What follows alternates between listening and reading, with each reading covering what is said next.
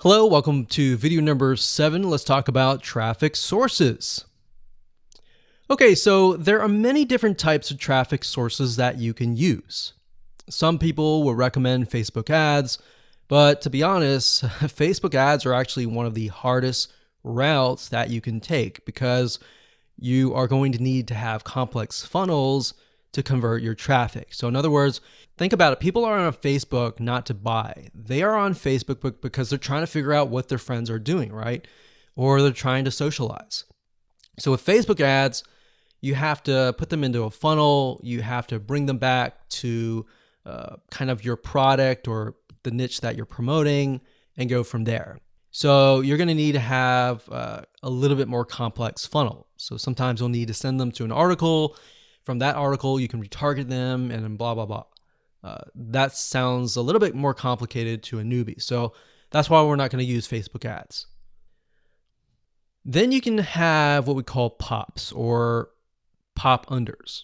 And what these are, can you imagine, let's say, for example, that you go to a fun website and then you're going to have a bunch of websites that pop under, maybe in a different tab. Maybe if you're using a mobile device, it pops under.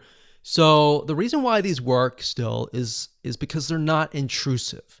If they were pop-ups and they popped right on top of somebody's browser, then yes, those would be very annoying and very intrusive. And the reason why this works is because somebody is searching for something and it pops up and pops under. So a lot of times they won't even know it's there until they exit out of their current browser. Now, if you target somebody in general offers like, relationships, dating, health, fitness, things like that, or biz op, making money type stuff, those are very general niches that it'll essentially apply to every single person. Now, if we think about, let's say, a philosopher called Maslow. Maslow had a theory and basically had done research and figured out that every single person needs a hierarchy of needs. For example, they need food and water, they need a shelter, and then they need love, and then they need money to get food and shelter and all of that. So because of that, if you have a generic audience, you can essentially promote very general offers and they most likely will convert.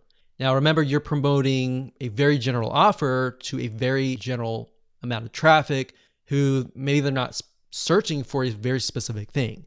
So some things will convert, some things won't. It's just part of the game. All right. Now, some traffic sources for pop unders is popads.com, popcash.net. And these are some of the ones that we have used. In fact, we'll use pop ads as an example in the next video, and we'll show you how to set up a campaign and all of that.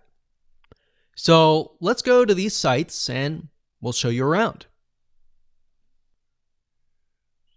Okay, so popads.net, this is the first site, and I'm going to walk you through step by step on how to set up a campaign in pop ads. What's nice about pop ads and popcash, which is the website over here. So this is popcash.net and this one is popads.net. So it's not popads.com. If we mentioned that before, it is not. It's actually the .net.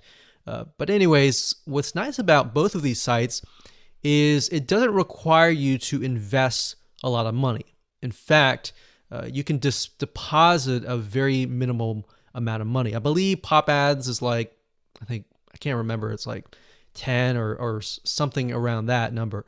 But a lot of bigger traffic networks require you to deposit things like $200 or sometimes $500 and all of that. So this is kind of newbie friendly, especially if you're on a budget kind of thing. All right, so pop ads also has the ability to get traffic from news sites, general news sites around the world, adult sites, as well as mainstream sites. So depending on your offer, you can get an idea of whether pop ads will work or not. All right, so with that said, let's move on to the next video, and I'm going to walk you through step by step.